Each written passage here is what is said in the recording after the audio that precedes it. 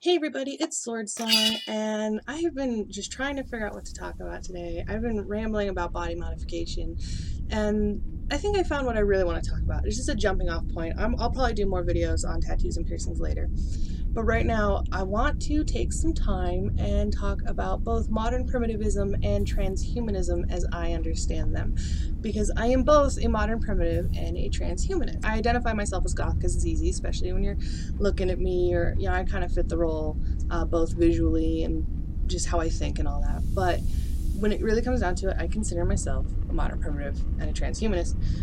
Modern primitivism is, I cannot remember who coined the term, which really sucks, but it is a person who uses primitive practices such as body modification, rituals, things like that, to stay rooted in their physical body as a human being while living in such a technologically advanced world where we're so distant from each other, and we're so distant kind of from ourselves. We're so busy worrying about what's happening on Facebook that we kind of forget that we are still physical beings. We have this huge internet presence, but we are still people, and we still need to fulfill human needs, and not just eating and sleeping and things like that. We also need to have contact and touching and things like that.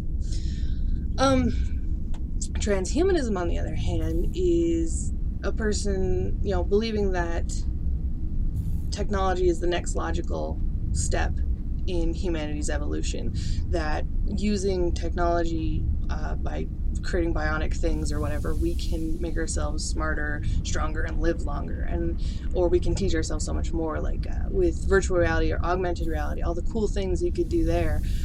But as a transhumanist, you also have to keep track of how easy it would be to lose your humanity by doing these things, and that is a problem. And so being both a modern primitive and a transhumanist can kind of clash, because I do deep down believe that the next logical step for human evolution is something to do with machines. Does it mean that our bodies will evolve to be more capable of handling machines? Like most people are already being born more nearsighted. I believe it's nearsighted, because we do as a culture spend so much time staring at computers or phones or things that are closer, whereas a long time ago, when we needed to watch the horizon for dangers, we had further vision. We don't need that anymore. Or will our hands grow different because we need to use keyboards or things like that? I don't know. But I do think the use of augmented reality, virtual reality, computer implants, like that one guy who wired his brain to his house so it would open doors for him or turn on computers or lights whenever he went into a room. I think that is also a good thing. Things that we can do to not only create a bigger community, but also improve ourselves as people, both mentally and physically. Run faster. Like, if I could get some type of augmented implant to make myself fly, hell yeah, I'm down. Let's do that. But I still want to remain human. Like, I wouldn't want to give up my humanity to a machine. And I think that's a big part of transhumanism, is to support the idea of creating AIs or something that can make us better, but not lose our humanity to it. Also, at the same time, if we do create a genuine AI, and a genuine AI would be self-aware, because it is an actual artificial intelligence that we created. The only thing that makes it artificial is that we created it. So it would be self-aware, and I think it would still deserve the same rights. Myself as a transhumanist, I do not think we as humanity are prepared for that to essentially be a god to a new species, because it would be a Matrix thing. Like, this thing would come out and want rights, and we would be like, no, you're less than us, even though it wouldn't be. So you tend to keep really close eye on technology and technological trends and all sorts of things people are doing to themselves, and you don't want to lose your humanity in that, because we can augment ourselves and become better, but I don't want to stop being human. I don't want to become Borg. I don't want there to be a permanent hive mind. Like, I was speaking with my dad about this the other day, and I don't think the Borg is a terrible idea. I think forcing people into it, viewing people as inferior if they are not part of it, and the constant hive mind is something that is bad. But the idea of having the implants to make yourself better and more efficient doesn't bother me. even if the day came where I uploaded my mind into a computer so I could live forever or whatever, I don't think my body is part of my humanity. And I wouldn't want to lose my morals or ethics or my thought processes or how I act just because I uploaded myself to a computer. And that's my worry with that. And even though I have those thoughts, I still want to I still do the primitive practices to remind myself that yes, I am still human, I still have this body, and I am fairly spiritual. The practices aren't necessarily always spiritual for me. They're just, fun ways to do this. Even though I would love to improve my body and make it so maybe I don't have fibromyalgia, or this pain in my side will go away, or get rid of the mental issues I have through augmentation or whatever, I still want to be me. I'd still want to feel pain or, tickles or whatever. I'd still want to have a physical presence and still have to take care of those human needs, even if it was optional. Like, if I could make eating optional, that would be great, because I like eating. There are times I just don't want to take the time to eat. So being able to eat optionally just for the fun of it would be much better for me than having to eat, because there are times, especially when you struggle for food, sometimes you just don't have food around. It would just be nice to be able to be like, okay, well, I don't have to eat today, instead of being like, oh crap, what am I going to eat? In kind of a horrible segue, I realized that I was a modern primitive. In 2004, this was also when I realized I wanted to be a tattoo artist, piercer, mainly a tattoo artist. I don't like piercing. I can do it, but it was in 2004 when I was 14 years old. Sci-Fi, before it became Sci-Fi, which is stupid, was airing a show called Mad Madhouse, where they took like 20 average, everyday, monotheistic, agnostic kind of people, put them into a house with 5 people of alternative lifestyles. They had a vampire, modern primitive, a voodoo practitioner, a witch, and a naturist. And at first I loved the vampire. His name was Don Henry, and he was so cool, and he was so pretty, and he was, funny, but he was so dramatic and blah blah blah. I was 14. But then as I started watching, I fell in love with the modern primitive. His name was Art. He works at a tattoo shop in California. He owns a tattoo shop in California.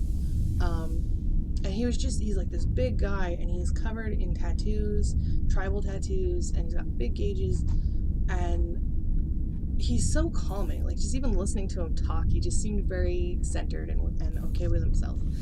And I kind of fell in love with him. And then part of the show is that the alts would do demonstrations of their lifestyles, and what he did for one of his was he did a body suspension where they put, I think he had 4 hooks in his shoulders, and they raised him off the ground. And I remember watching this thinking and noticing just how calm he looked, even though this looked so painful. This grown-ass man being lifted off the ground by hooks in his flesh and bleeding, but he himself just looked like he was asleep. He just had his eyes closed and was perfectly happy, and they started swinging him, and he just looked so peaceful.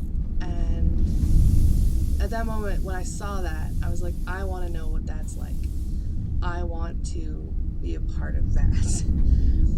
And so I started studying body modification, and it had always been something that interested me, tattoos and piercings, but it was never really this huge calling until I started learning more about it through the modern primitive movement that was shown to me through the show.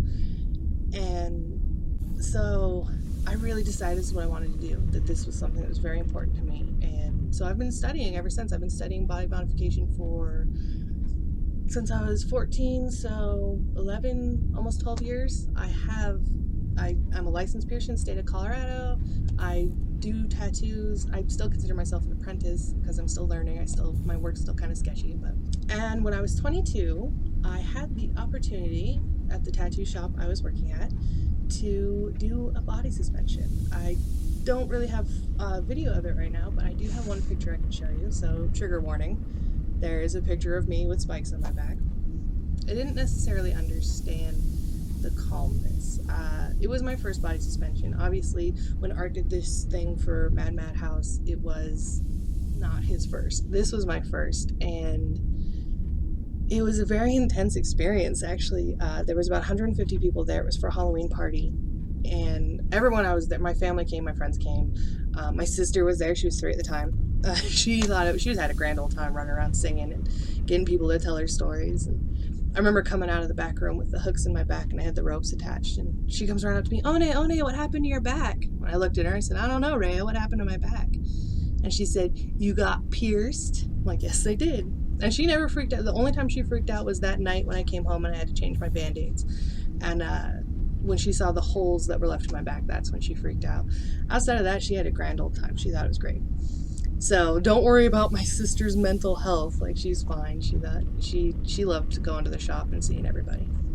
But as they started pulling me up the first time, I passed out like right as my feet almost left the ground. I remember looking at Marty, who was he was talking me through it, and I'm like, I'm going. And I remember everybody letting down the ropes, and then I remember waking up in the piercing booth just a few seconds later. I don't remember getting in there. And they gave me soda, and they're like, hey, do you want to go up again? And I'm like, well, I don't know. But I'm like, there are 150 people here. I've wanted to do this for years. Yeah, I'll do it again. And they told me, well, you only pass out once. I'm like, that can't be true. Yes, it is. You do only pass out once. It was one of the most excruciating things I've ever done in my whole life. I was only off the ground for a couple seconds, which kind of sucks, but it was my first time. And how far have you gone with a body suspension? So, and it was awesome. It was a fantastic time, and I realized just how powerful it was and how empowering it was. I realized that I just lived through that. Also, just a fun fact, one well-placed hook for a body suspension, one well-placed 8-gauge hook, can hold up to 150 pounds. So with no tearing, no issues. And so it was completely safe. I had 6 hooks, and it was safe. It was just painful.